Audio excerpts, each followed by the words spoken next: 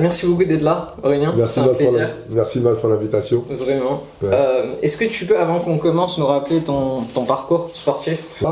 Alors mon parcours sportif, 4 titres de champion de France, 3 titres de champion d'Europe et 7 titres de champion du monde, dans 3 disciplines différentes, kickboxing, boxe thaïlandaise et karaté Shidokan. C'est une forme de karaté moderne sur ring, un peu les prémices du combat libre, du MMA qu'on voit aujourd'hui.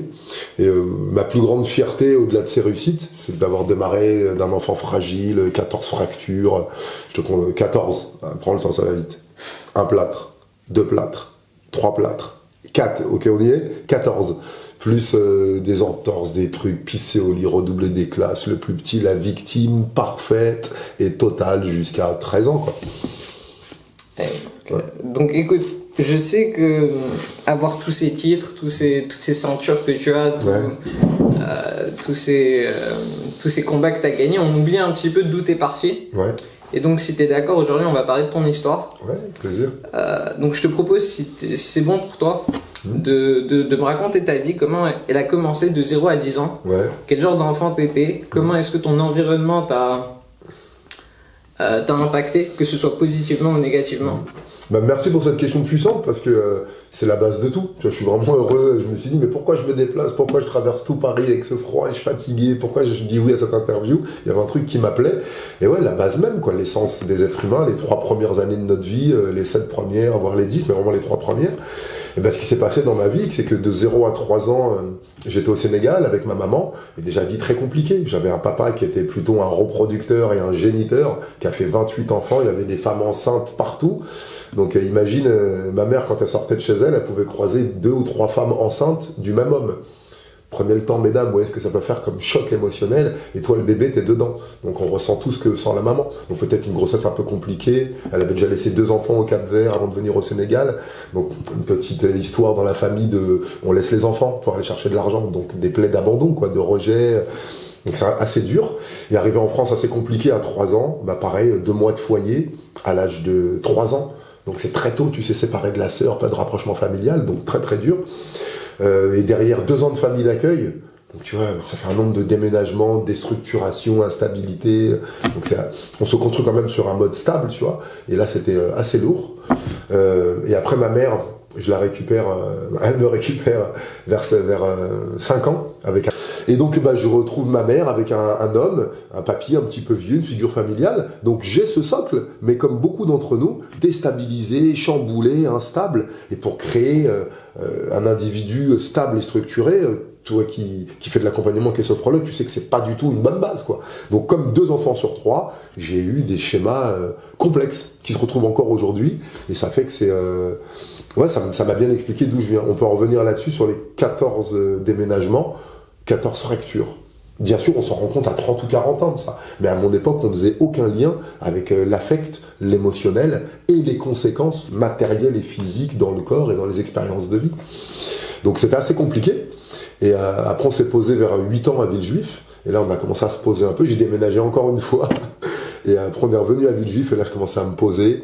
Donc vers 13 ans. Donc voilà, jusqu'à 10 ans, c'était un peu le bordel. Et après, vers 12-13 ans, là, on commence à avoir de la stabilité, l'accès au sport, le grand secret.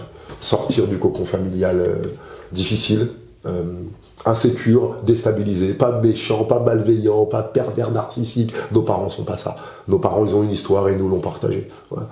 Donc, arriver dans un cadre avec des karatékas, le tennis de table aussi, donc de la discipline, des modèles, de l'entraînement, de la répétition, des rituels, des habitudes, des mouvements qui font que tu progresses. Et pendant que tu progresses physiquement, tu te sens content, tu te sens fier, tu progresses émotionnellement, tu as une estime de toi qui change, ça nettoie les plaies du passé, la vie c'est maintenant, on te regarde différemment, et waouh, ça te chamboule, quoi. Quand on a commencé à me regarder comme un champion, bah je suis devenu un champion. D'accord. Et du coup, ça répond à ta question, ouais? Oui, c'est parfait, merci. Du coup, qu'est-ce qui fait que tu passes d'un enfant fragile qui est plâtré 14 fois à quelqu'un qui se dit, bon, je vais tenter les sports de combat, ça se trouve, c'est bien pour moi. Qu'est-ce que t'avais pas peur de te casser autre chose? Je pense que si, la peur est là, elle fait partie de la vie. Dès qu'on fait une nouveauté, on a peur. T'as vu, toi, la première interview, t'as oublié tes piles, t'as oublié tes... On ne dit pas qu'on a peur, mais il y a plein d'effets. Et si on n'a pas peur, on n'est pas vivant. La peur, c'est signe qu'il y a quelque chose de puissant pour toi. La peur, c'est signe qu'il y a un apprentissage. C'est un sas, c'est un passage, tu vois. Comme on dit, comment on sort de la peur? Comment on sort de la peur? Comment on sort de cette pièce? Il faut y rentrer déjà pour en sortir. Donc comment on sort de la peur? On y rentre, tu vois. C'est l'information. Donc je pense que ce qui a fait ça, il y a deux angles sur lesquels on peut voir ça. Le premier angle sur lequel on le fait beaucoup, c'est l'angle égotique. Oui, j'ai eu une vie dure, c'est la revanche sur la vie. Arrêtez avec ces conneries. Arrêtez, quelle que soit la vie que tu as eue, tu as un programme interne, ton âme, tu es né en conscience pour évoluer, progresser, grandir, t'accomplir, partager, aimer, souffrir. Et on a un programme interne de lève-toi et marche. Reviens sur un enfant de 1 an qui tombe combien 2000 fois avant de tenir debout. 2000 fois t'es tombé, et c'est pas parce que t'avais la rage de la vie ou parce que la première année de ta vie c'était compliqué, c'est parce que c'est ton programme d'être humain. Lève-toi, avance, progresse, évolue, lâche, fais de la nouveauté, laisse l'ancien, souffre, apprends par la douleur, brise la coquille de ton ego par la douleur. Et si tu le fais pas, si tu choisis pas un endroit pour le faire, la vie t'amènera ces expériences. Donc je pense que vraiment tous, là, vous écoutez mon histoire, parce que les sportifs, on en parle, on l'écrit, il y a des interviews, mais toi qui m'écoutes, combien de maladies t'as vaincu? Combien de déménagements t'as eu? Combien peut-être de manques affectifs t'as eu avec ton père, avec ta mère, t'en es même pas conscient? À combien de brutalité t'as participé à table? Les non-regards, le manque de caresses, manque d'attention, c'était là.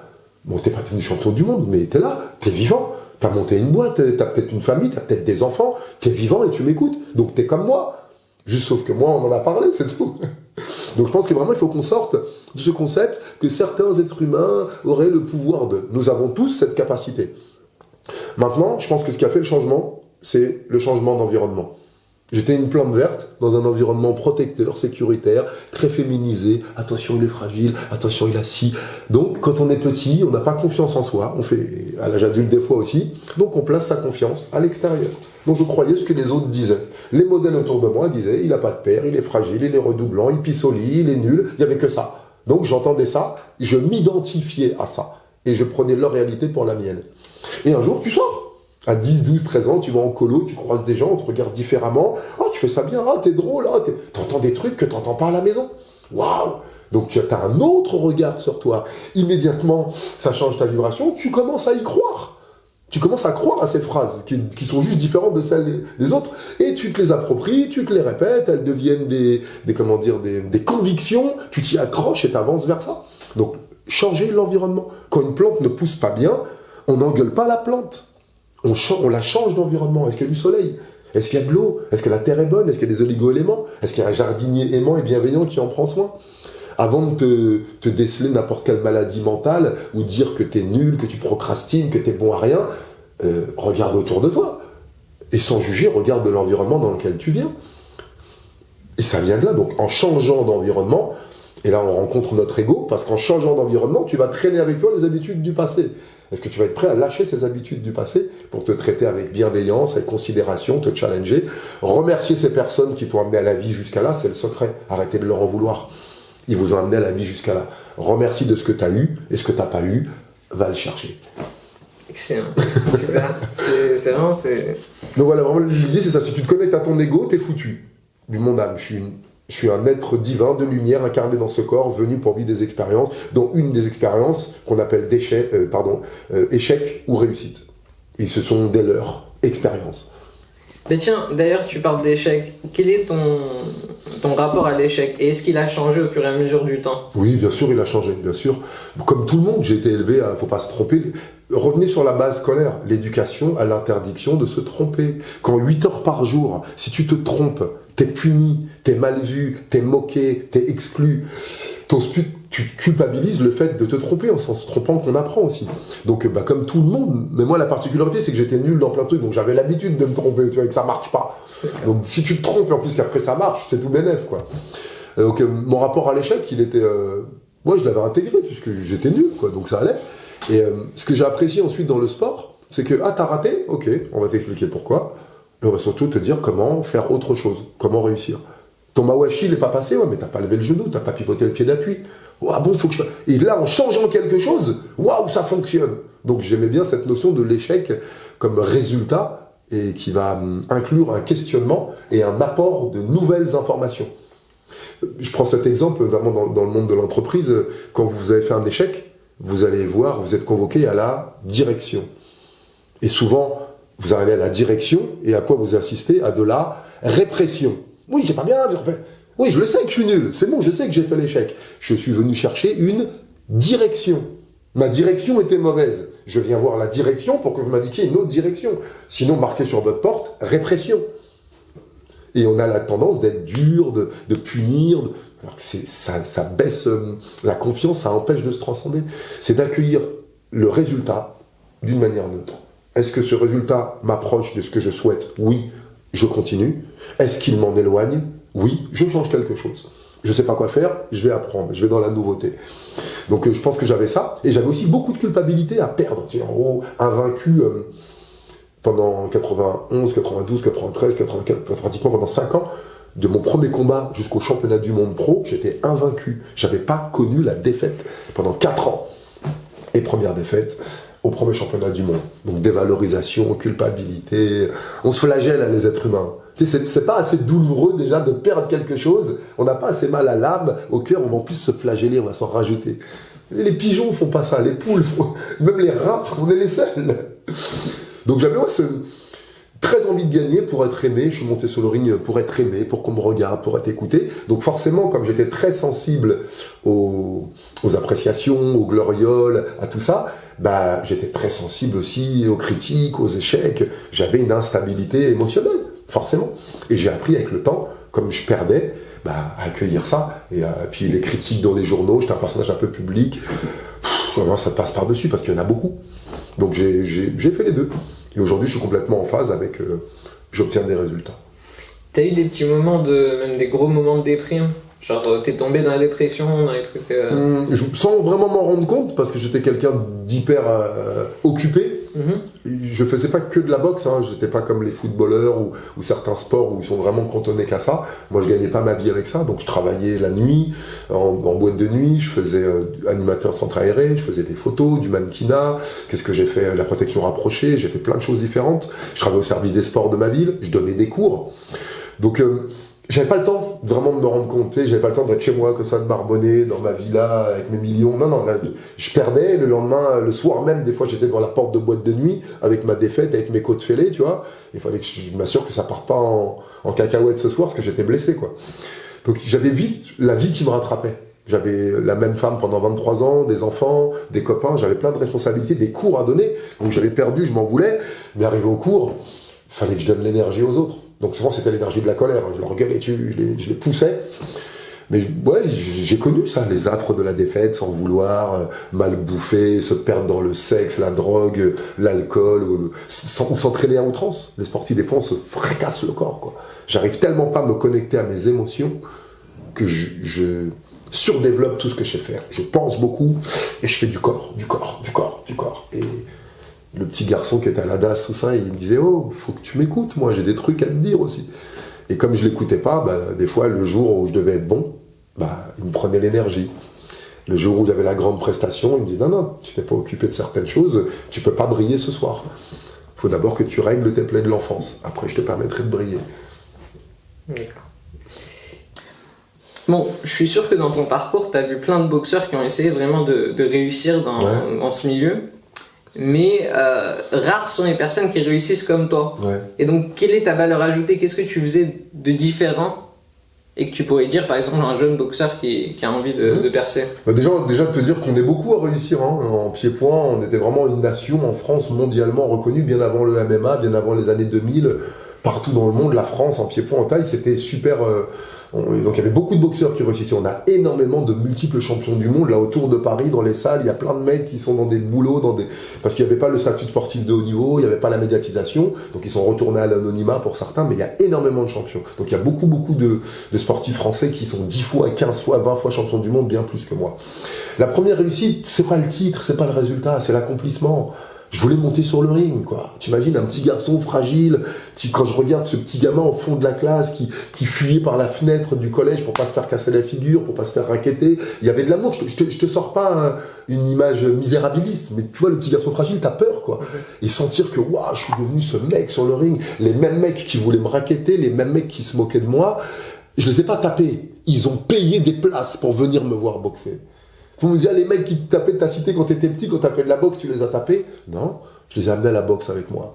Et je leur ai fait payer des places pour qu'ils me regardent boxer. Donc, l'accomplissement, ouais, le vilain petit canard, je suis en train de me transformer. La vie des juges, c'est la vie des juges. La vie du public, c'est la vie du public. Toi, qu'est-ce que t'es venu chercher? Peut-être t'es pas monté pour gagner, tu vois. Peut-être t'es monté pour prendre des coups, pour résister, pour être en public, pour risquer d'être humilié en public, pour accueillir ça, les affres de la défaite. Il n'y a pas forcément le résultat, c'est la victoire. Non, l'accomplissement, c'est 4 semaines, c'est 8 semaines, à faire des régimes, à courir, à penser boxe, à penser différemment, à aller plus à la salle. Waouh, tu vois. Et te rendre compte après tout ça, ah ouais, quand même, la famille, c'est important, quoi. J'avais laissé la famille et mes projets professionnels. Donc, le mindset, c'est un pourquoi fort, quel que soit ce que tu fais, et notamment ces sports où, tu vois, je me suis cogné, il y a de la douleur. Il y a de la douleur, tu es obligé d'avoir un mental de Viet Cong, sinon ça ne tient pas, le corps cède. Donc je pense que j'avais besoin de me renforcer, de contrecarrer cette image d'hyper fragile, forcément dans les mêmes proportions. Il fallait que je sois hyper fort. Vous voyez les pédales du vélo, il y en a une tout en haut, une tout en bas. Si tu as goûté quelque chose de très très haut dans ta vie, par exemple la gloire, certainement la vie t'amènera beaucoup d'échecs, beaucoup de déceptions. Si tu as été très bas dans ta vie, la vie t'amènera des expériences très hautes.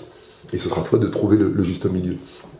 Donc le vrai mindset, quel qu'il soit, que tu montes sur le ring ou quoi que ce soit dans ta vie, c'est pourquoi. En 2 mots. Pourquoi je veux ça. Et de l'écrire. Moi je ne l'avais pas écrit petit, pour que ma mère soit fière de moi.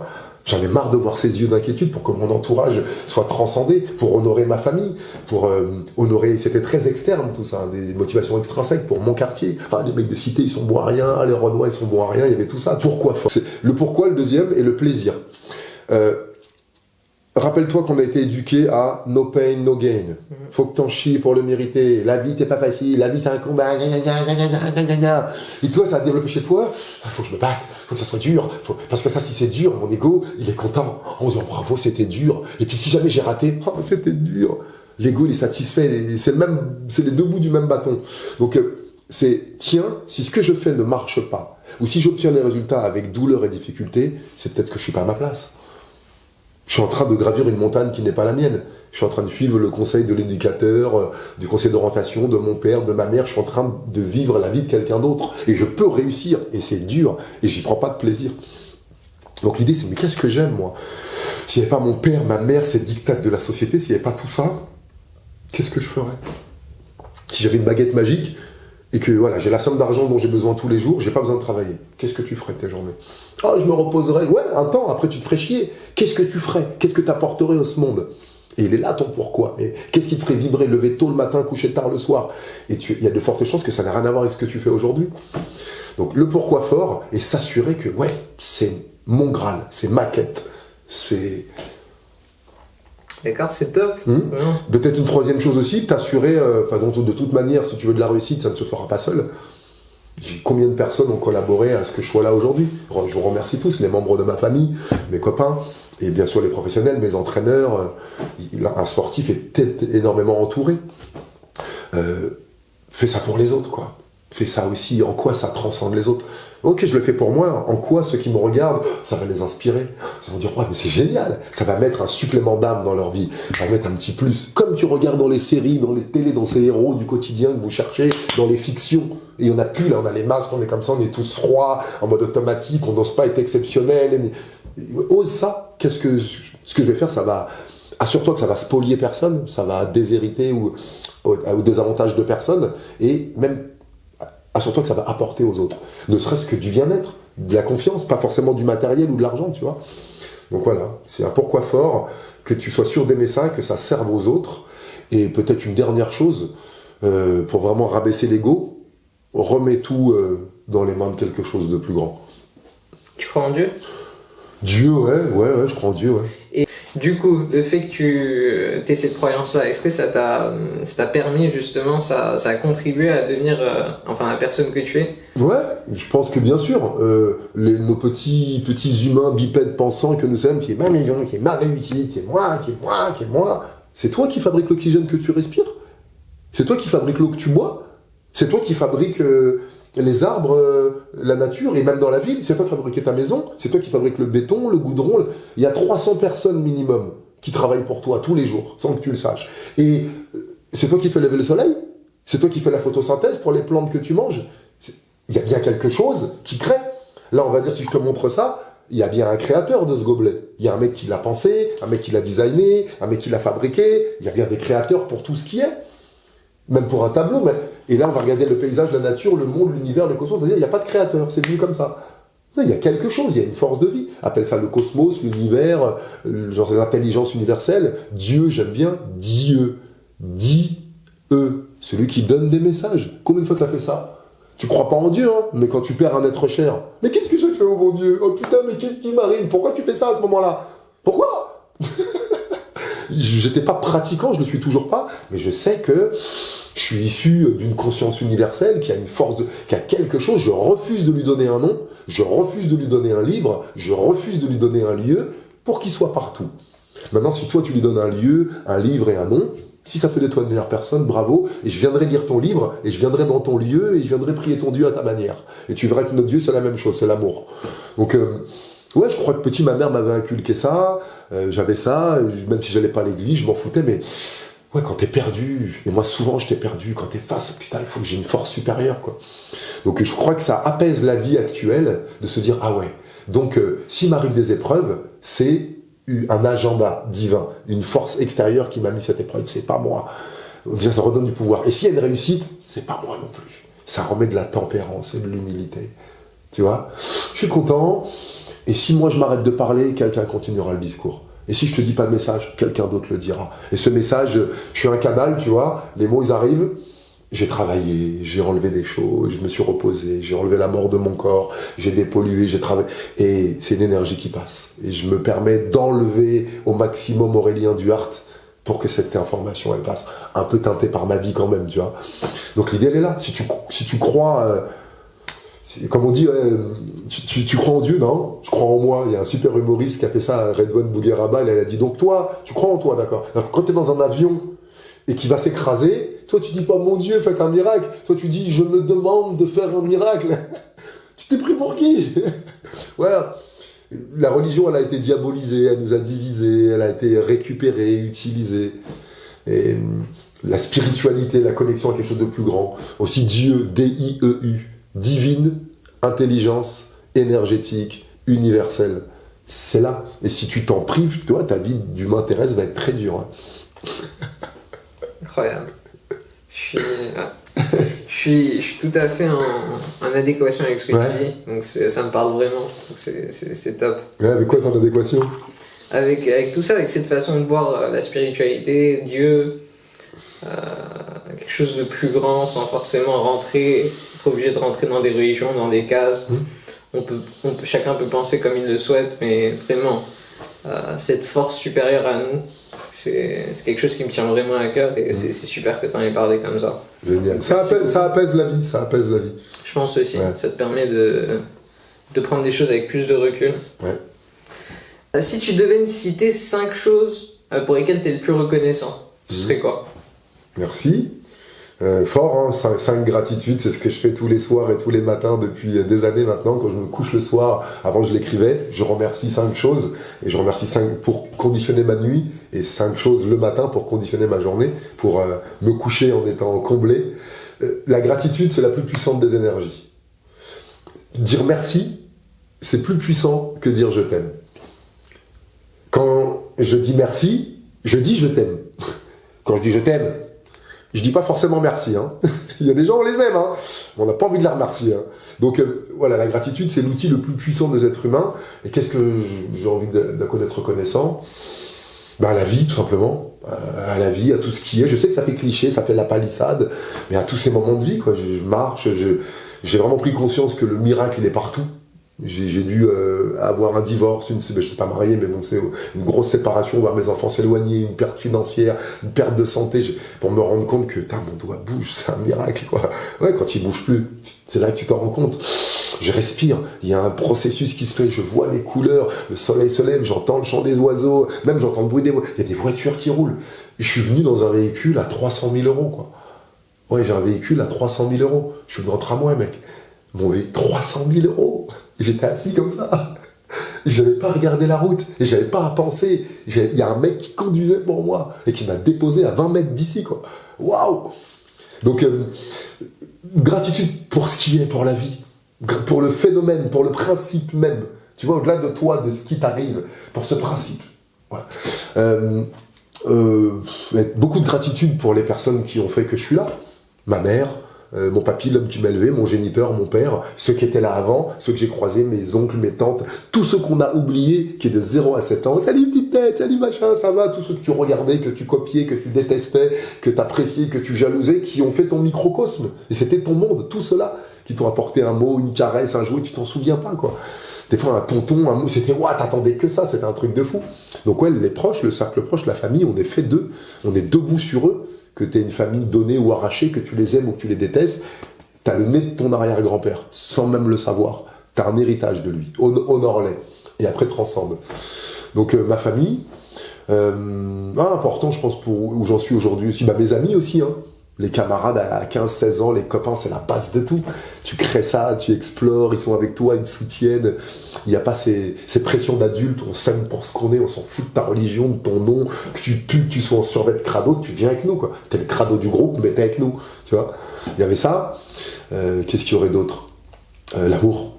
Les femmes, et notamment la mère de mes enfants, avec qui je suis resté 23 ans, qui était un super moteur, une super boussole et une super base aussi. Un homme sans une femme, ça finit un queutard, un baiser, ou un ermite, tu vois, un mec dangereux. Et une femme sans l'amour d'un homme, ça devient une sorcière, une pute, on est fait pour vivre ensemble. Je te dis pas que c'est facile, je te dis pas toujours le même, mais la famille, tout repose sur un homme et une femme qui s'aiment. Après, tout se crée à partir de ça. Et nous, on a enlevé ça. Restez chacun chez vous, retrouvez-vous pour niquer, faire des affaires, et puis séparez-vous. Et regarde le résultat aujourd'hui. Donc, peut-être l'entourage, les copains aussi, et ma famille. Mais remercier, quoi. Tous les inconnus, je crois. Tous les gens qui me supportent, qui m'aiment, qui pensent à moi, que j'ai inspiré, qui m'ont échangé un mot, une tape sur le dos, un encouragement. Tous les autres, on n'est rien sans les autres, quoi. Les footings, je cours, Duhard, toi, salut Duhard. J'ai halluciné waouh. Et encore aujourd'hui, j'ai raccroché en 2011, je sais pas, 8 clients sur 10 que je rencontre dans le monde des affaires. Ah ouais, je t'ai regardé à l'époque à Canal+, les magazines. Waouh. On se connaissait pas. Tu te levais à 2h du matin pour me regarder boxer, quoi. Waouh! L'attention que tu m'as portée, à ce moment-là, tu faisais pas l'amour à ta femme, tu bossais pas sur tes trucs, quoi. Tu me regardais. Tous ces élèves aussi qui sont venus m'accorder du temps, de l'attention, ces personnes qui m'ont fait confiance, les promoteurs, les entraîneurs, les propriétaires de clubs qui m'ont fait donner des cours. Moi, les autres, la vie, quoi. Je remercie tout ça, constamment et tout le temps.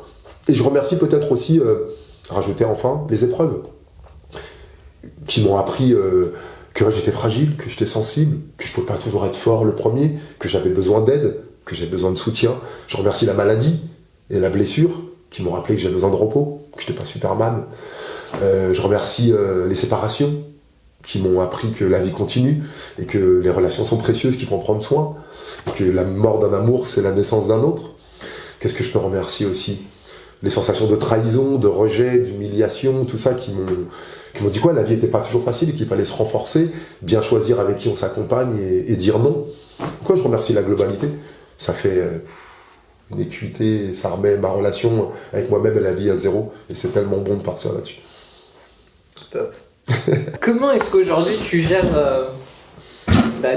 tes tristesses, tes moments un peu down? Comment tu fais pour les gérer? Merci. Écoute, gérer, tu vois, c'est un mot, j'ai pas pu répondre, parce que j'ai fait une dépollution verbale depuis 10 ans, et je conçois tout à fait qu'on utilise ces mots-là, ce sont des mots très fréquents, et ça m'arrive encore de les utiliser. 90% de notre vocabulaire est négatif, inconsciemment. Gérer. Prenez le temps. Qui est-ce qui gère les gosses? Qui est-ce qui gère le repas? Qu'est-ce que tu sens? Tu sens une action précise? Tu sens... non, on sent, bon, allez, on va s'en occuper, on va traiter le truc, quoi. Je ne gère pas ma peur, je ne gère pas mes émotions, je ne gère pas, je vis. Je vis l'expérience. Comment je gère quelque chose, je le ressens dans ma chair profonde pour bien me l'approprier. Ensuite, j'ai appris à m'en dissocier et de voir qu'est-ce que cette information m'apprend. Donc, rappelle-toi, ne crie pas, ne pleure pas, calme ta joie, arrête de faire le malin, un homme ça pleure plus, t'es grand. On t'a appris à mettre une chape de plomb sur tes émotions. Donc on a appris à les gérer. Et les gérer, c'est quoi ? Les contenir, et ça explose d'une manière ou d'une autre, à l'extérieur sous forme de conflit, ou à l'intérieur en conflit intérieur sous forme de maladie ou de dysfonctionnement. On t'a appris à les dissimuler ou les attribuer aux autres. Ah, c'est toi qui es énervé, c'est toujours l'autre. T'as remarqué ? Quand on s'engueule, mais tu cries. Non, c'est toi qui cries. Mais t'es en colère. Non, c'est toujours l'autre. Tu vois ? Donc, grand danger. La première chose, je me réapproprie. Ouais, là, je sens de la colère. Là, j'ai envie de buter tout le monde. Là, si je m'écoutais, si le crime n'était pas puni, et si j'avais un bâton, vous prendriez des coups. Je le ressens, là. Tu vois, véritablement. Waouh ! Je le ressens, je le vis. Comme la joie. Là, j'ai envie de t'attraper, te rouler des pelles, te toucher. Bon, je ressens ça. Tu vois ? Nous sommes des êtres d'intensité, de vibration. Et je reviens sur ces 8 heures par jour. 5 jours par semaine. Pendant 20 ans, à être assis, à pas courir, à pas bouger, à pas sauter, à pas être toi, pas choisir tes vêtements, pas choisir tes copains, pas choisir à te soumettre et à subir, et pareil à la maison. Et donc à un moment, on a retenu tout ça, et on pense que la vie, elle est fade, la vie, elle est intense, elle est expansive. Donc s'autoriser à faire cet accompagnement avec un sophrologue, avec un praticien avec qui tu te sens bien, peut dire tiens, j'ai appris à marcher, j'ai appris l'informatique, j'ai appris à cuisiner, je connais pas les émotions. Ben, va apprendre. Parce que c'est génial, apprendre à la vivre. Donc la première chose, 4 émotions, la joie d'un côté, l'autre côté tristesse, peur et colère, apprendre à les reconnaître et à les somatiser. Quand je pense que je suis en colère, c'est une pensée, j'ai aucun pouvoir là-dessus. J'ai pas de pouvoir sur ma tête, elle va continuer à penser que c'est pas bien, qu'il faut... Elle va continuer. Le pouvoir que j'ai, c'est sur mon corps. Je descends l'émotion dans mon corps. Et je somatise. Et à partir du moment où je somatise, je ressens le corps, là, j'ai un pouvoir d'action. Ben oui, si ma colère me crispe les mâchoires, j'ai pas de pouvoir sur ma pensée de colère. Par contre, sur mes mâchoires crispées, j'ai un pouvoir. De relâcher, d'automassage, d'étirer. Si ma respiration est courte et dans la poitrine, c'est la situation qui me fait ça. J'ai pas d'effet sur la situation. Par contre, je peux me rappeler, oui, respiration courte et poitrine, c'est stress. Je reste dans la situation, je mets la main sur... J'ai un pouvoir sur l'effet que ça me fait. Et c'est toujours le même, la boule dans la gorge, la pression sur les épaules, les gargouillis dans le ventre. Comme le positif, c'est toujours la même chose. Les yeux qui papillonnent, les papillons dans le ventre, la poitrine. C'est toujours la même chose. Donc c'est des petites routines à réapprendre. En Asie, on fait très bien ça. Les populations primitives font très bien ça. Les enfants de moins de 3 ans qui sont pas en mode de garde font très bien ça. Tu sais, je prends cette blague là. T'as vu un enfant de 3 ans qui va exprimer une colère, il va taper des pieds, il va hausser les épaules, il va souffler. Processus naturel. Nous, on va faire un stage de développement personnel. On va payer 1 000 € pour apprendre à s'ancrer à la terre. Taper des pieds. On va décontracter les trapèzes, les muscles du cou. Pomper avec les épaules. Et on va expirer profondément. Souffler. Regarde un enfant de moins de 3 ans. T'as un process. T'es triste, tu pleures. Et t'as besoin de réconfort, de soutien, de câlin. T'as de la colère, et tu lâches la colère. Le tigre, de la boxe, taper des pieds, taper sur ton matelas, t'as besoin de crier, sortir cette énergie. La joie, t'as besoin de la dire, de toucher, de caresser, d'embrasser, d'encenser. Et la tristesse, c'était de pleurer, la colère, on l'a dit, la tristesse, on l'a tout dit. Donc voilà, il y a un process. Une fois que j'ai évacué l'énergie physique de l'expérience, je me retrouve avec un corps débarrassé. J'ai la pensée de colère, j'ai la pensée de l'émotion, mais mon corps n'est plus impacté. Donc je suis en contact avec l'émotion. Je ne suis plus happé, je ne deviens plus l'émotion. Je la regarde, je l'observe, je sais où elle est, et je peux l'apaiser et lui demander quel est le besoin non nourri caché derrière cette émotion. Au lieu de « Putain, il fait noir dans cette pièce, il fait noir, je me cogne, il fait noir, il fait... » Ok, arrête-toi. De quoi as-tu besoin ? De lumière. Ah ouais, t'as vu que je t'avais pas posé la question, tu l'avais pas dit. Ça fait un quart d'heure que tu te plains de l'obscurité. Arrête-toi. Ok, je suis dans l'obscurité. De quoi j'ai besoin ? Je suis dans la tristesse. De quoi j'ai besoin ? Jacques Salomé. trouver le désir, le besoin caché derrière l'émotion, derrière la peur. Accueillir, transcender, se dissocier, arrêter. Ok, si cette émotion est là, c'est une information. Il y a un besoin qui n'est pas nourri. Et dès que tu trouves le besoin, l'émotion te dit « Ah, ça y est, t'as ce que j'ai besoin, salut !» Elle s'en va, si le besoin est nourri. Donc voilà le process un petit peu. Ça te parle là en tant que sophrologue, ouais? Ouais, c'est vraiment... Je suis tout à fait d'accord, parce que comme le disent les bouddhistes, d'abord il faut accueillir l'émotion, la vivre intensément, et puis la laisser s'envoler, la laisser partir. Et comme tu as dit, une fois que le besoin qui est lié à l'émotion est rempli, après c'est bon, t'es tranquille. Ouais. Que ce soit un manque affectif, que ce soit une colère, que ce soit une tristesse, quelque chose qui te déprime un petit peu, qui te rend morose, une fois que tu comprends pourquoi t'es comme ça, et que tu trouves la solution, enfin ce qui peut te permettre de remplir ce vide, c'est bon, c'est fini, exactement comme tu as dit. C'est ça, c'est très juste. Un besoin qui est nourri te fout la paix. C'est excellent. Donc qu'est-ce que tu dirais à un jeune comme ça qui est orphelin, qui passe d'une famille à l'autre, qui passe par la DAS et qui il sait pas où il en est. Qu'est-ce que tu lui dirais pour... Alors à lui, et puis à son congénère, qui a papa et maman à la maison, et qui se sent seul. Parce qu'il y a un petit frère, parce que maman travaille trop, papa travaille trop, parce qu'ils n'ont pas le temps de t'occuper de toi, c'est encore plus douloureux, et donc les deux, hein. À toi, l'enfant, l'adolescent et l'adulte qui me regarde, il y a un enfant en toi qui m'écoute. Fous-toi la paix. Je répète ou vous éclaire? Fous-toi la paix. Assieds-toi, respire, et fous-toi la paix. Ouais, je suis triste. Bah, ok, je suis triste. Ouais, j'ai une vie dure. Ouais, ok, t'as une vie dure. Ouais, mon père c'était un salaud. Ouais, ok, ton père c'était un salaud. Ok. Et fous-toi la paix. Respire. Accueille. Je viens de là. Mon passé ne me définit pas. Mon histoire ne me limite pas, ne me résume pas. Ça me dit d'où je viens. Ça me dit pas où je vais. Ça me dit pas qui je suis. Ça me dit d'où je viens. Fous-toi la paix. Arrête d'être dur avec toi. Ton père était dur avec toi? Pourquoi t'es dur avec toi? La société est dure avec toi. Le travail est dur. Pourquoi t'es dur avec toi? Les gens te critiquent. Pourquoi tu te critiques? Les gens t'aiment pas? Pourquoi tu t'aimes pas? Fous-toi la paix, redeviens ton meilleur ami.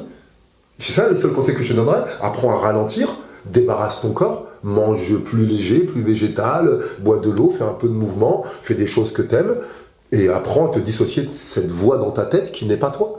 Fous-toi la paix. T'as appris, comme tu disais tout à l'heure, à répondre des besoins. T'as soif, tu bois. T'as faim, tu manges. T'es fatigué, tu vas dormir. T'as envie d'aller aux toilettes, tu vas aux toilettes. Ben, t'as de la tristesse, exprime-la et demande de la tendresse et de l'affection. Fais le même protocole, apprends-le, et fous-toi la paix. Le jugement, la petite voix dans ta tête, c'est elle qui te pourrit la vie. Identifie-la, reconnais-la, travaille dessus et aime-toi avec. Je l'ai encore, hein. J'ai perdu 14 kilos, ça va mieux sur plein de points de vue. J'ai plein de points de vue dans ma vie, c'est une catastrophe. La différence, c'est qu'aujourd'hui, ça ne me pollue plus. Même avec ça, et je le vis de mieux en mieux, je continue à avancer. Je suis redevenu mon meilleur ami. Apporte-toi l'amour que t'attends du coach, que t'attends du père, que t'attends de la mère, que t'attends de la société, que t'attends des valorisations. Apporte-toi les émotions que tu attends de tes appropriations. Ah, quand j'aurai ça, je me sentirai ci. Ah, quand j'aurai le couple, je me sentirai ça. Ah, si on me regarde comme ça, je me sentirai... Sens-toi comme ça. Tout le temps, le plus souvent possible. Aime-toi. C'est un gros boulot, hein. Mais ça se résume à ça. Fous-toi la paix. Souvent, quand on est dans un environnement qui est pas forcément très, très positif, dans lequel tu ne vois pas évoluer, tu sais pas ce que tu feras dans 20 ans, 30 ans, tu sais pas qui tu seras, bah c'est difficile de se projeter dans un futur où tu seras bien, où tu mèneras une vie, la vie que tu as envie de mener. Et donc, qu'est-ce que tu dis à quelqu'un qui pense comme ça? Ben, on en revient à la question d'avant. Déjà, avant de te projeter dans le futur sera qu'un autre aujourd'hui. Tu vivras dans le futur ce que tu penses aujourd'hui. Donc la première chose, c'est t'occuper du présent. Allez bien maintenant. Sens-toi bien maintenant. Massage, va chez le kiné, va chez le médecin, règle tes petits problèmes physiques, va chez le dentiste, on a une couverture sociale, on a plein de trucs. Va te faire du bien maintenant. Demain, ça n'existe pas. Ce futur, ce temps, il n'existe pas. Ce sera la même vibration que tu as aujourd'hui. Prends soin de toi maintenant au maximum. Deuxième chose, tu l'as redit, si ton environnement n'est pas adapté, bouge. Il n'est pas bien le verre là? Ben essaye là. Il n'est pas bien là? Essaye là. Change.